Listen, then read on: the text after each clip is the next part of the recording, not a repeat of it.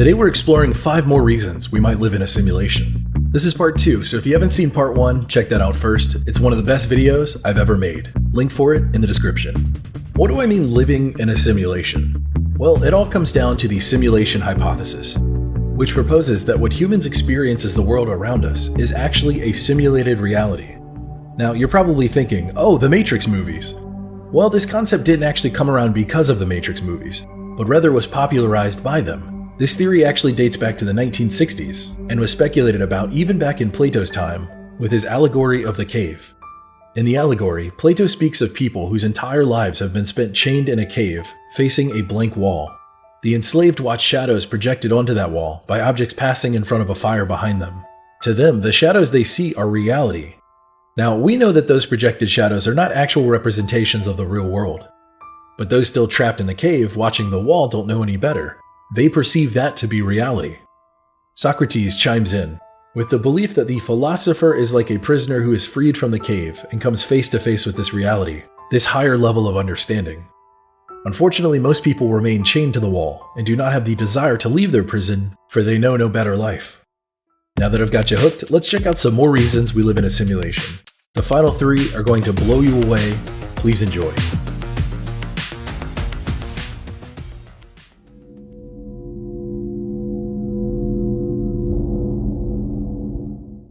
Here's a reason to consider the simulation hypothesis. Think about the incredible advancement of technology.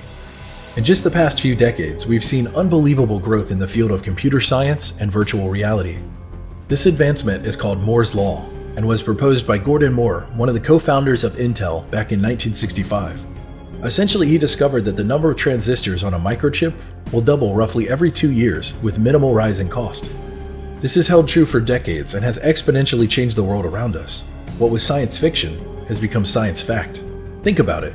Semi-autonomous robots, artificial intelligence creating full songs, videos, and photos, completely simulated digital worlds, advancing graphics every few years.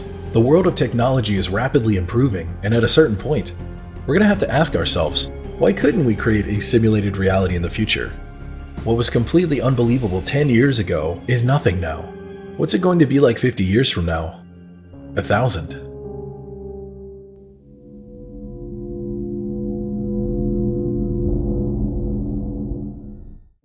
Another interesting concept is the brain in a vat thought experiment.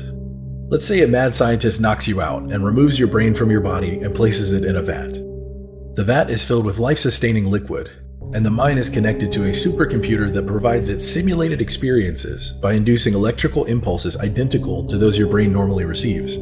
It's an outlandish thought, but remember, this is a thought experiment to get you thinking. So your brain is nourished and your mind is stimulated. Your brain is functioning just as it normally would, but instead of being inside your skull, it's inside of a vat. If this happened, you would have no way of knowing that your experiences were not real, as your brain would be receiving the same inputs as though it was your normal body. This thought experiment illustrates that our subjective experiences could be entirely simulated without us even realizing it. And honestly, who knows? We could be living out our lives right now as brains in a vat, as we currently have no way to prove that we aren't.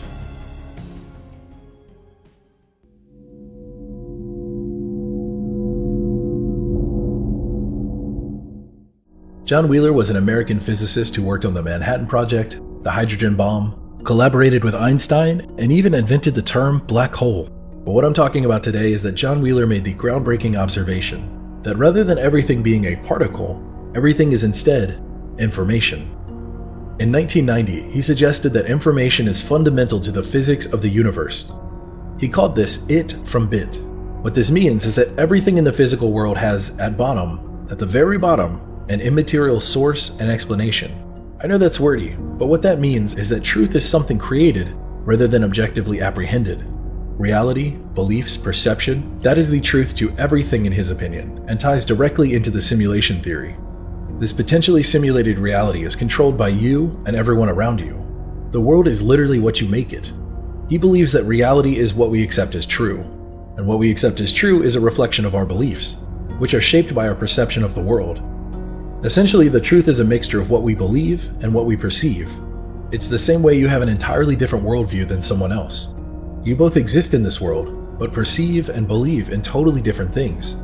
Your reality is true. but so is theirs. Reality is what you make it, and it's what we accept as truth. Here are some direct quotes from John Wheeler. "Someday surely we will see the principle underlying existence as so simple, so beautiful, so compelling, that we will all say to each other, 'How could we all have been so stupid for so long?'" He continues, "I don't know whether it will be in 1 year or a decade, but I think we can and will understand. That's the central thing I'd like to stand for. We can and will understand." I do take 100% seriously the idea that the world is a figment of the imagination.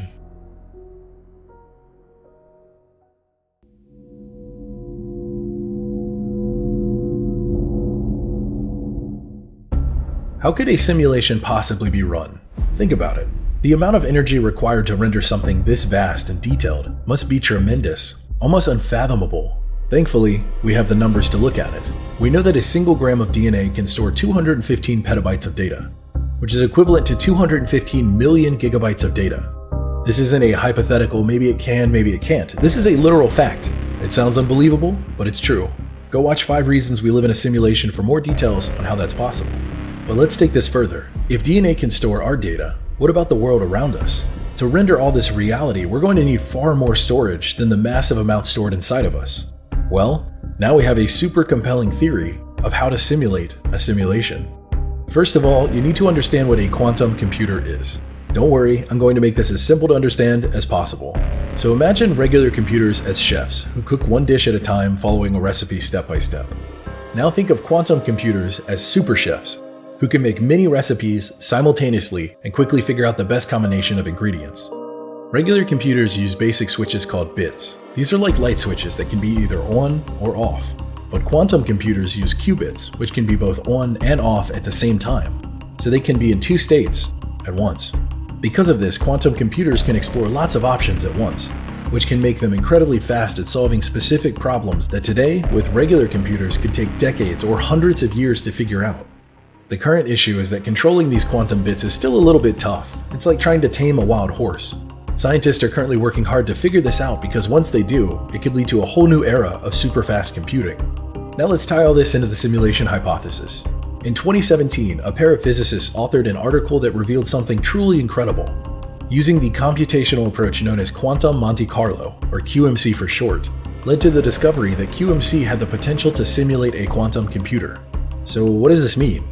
Well, the argument they built was that even the mere storage of data, a few hundred electrons, would necessitate an absorbent amount of computer memory. So much, in fact, that it would surpass the total number of atoms in the entire universe. All this to say, the data that makes up our reality, our world, our lives, is possible by use of the storage in atoms. Meaning everything existing today could be simulated data, and we now have a possible explanation for where that data is stored: in the atom.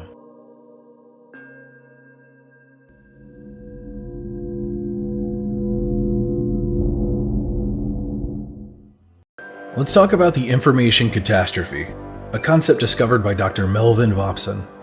Every year, humanity creates 10 to the power 21 bits of information. That's a lot of information. Our planet has 10 to the power of 50 atoms. This is even more information, and this includes everything that makes up our planet: the atmosphere, the oceans, the biosphere, everything.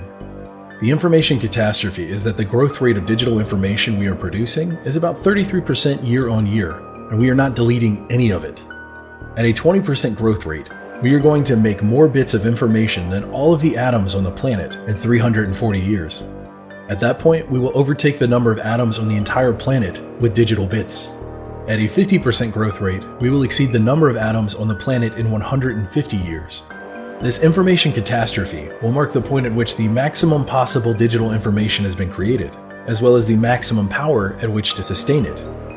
The digital information production alone will consume most of the planet's power capacity, leading to ethical and environmental concerns.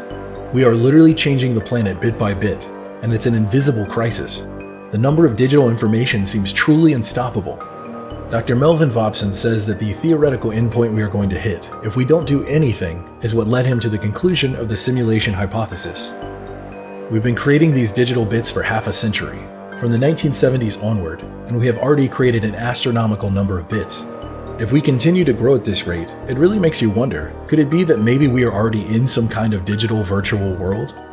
It's as if there is a limit to the amount of data the simulation can handle or render, and at this rate, within the next 150 years, we're going to reach that limit. What happens? Think about the time scale of the Earth. It's been around for billions of years, and we've never even come close to meeting this information threshold. Only now, within the last half a century, has technology advanced so rapidly. We are dashing full speed to a goal that potentially was never meant to be crossed. Our rate of advancement is staggering. All this within about 50 years. Looking at all this, it's not far-fetched to assume that an advanced civilization, or even ourselves in the future, could reach the technological level needed, where we can simulate our world or the whole universe in an indistinguishable way from reality. Let me hear all your thoughts below, and if you enjoyed this, like, subscribe, and click the bell. Until next time, never stop searching.